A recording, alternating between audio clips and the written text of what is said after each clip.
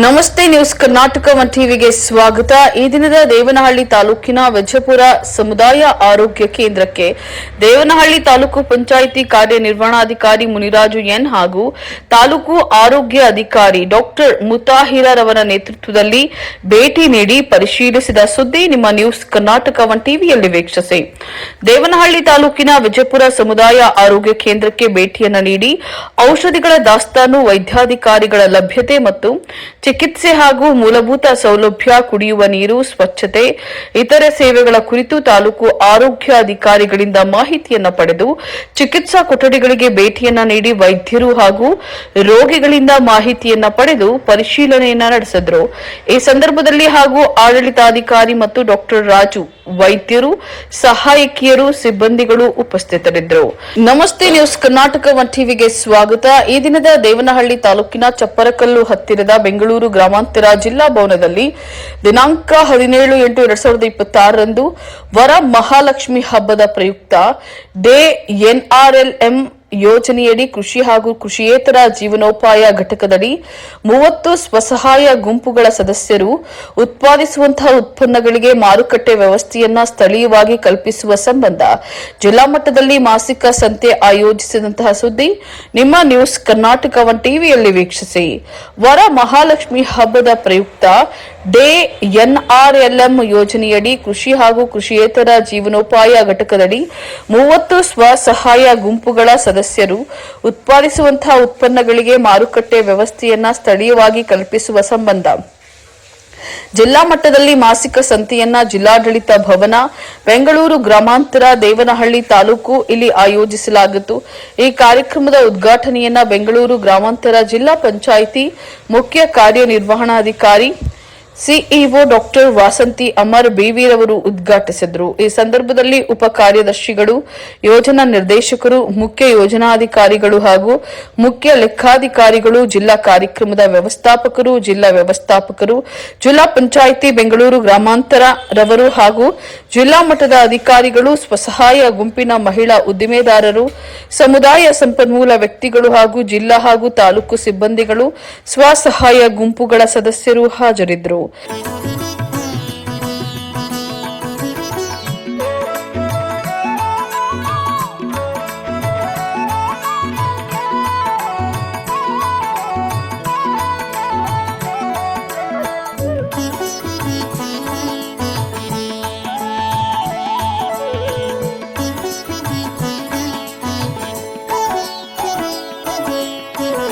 ನಿಲ್ಲಿಸು ಚಿತ್ತವ ಭ್ರುಕುಟಿಯಲಿ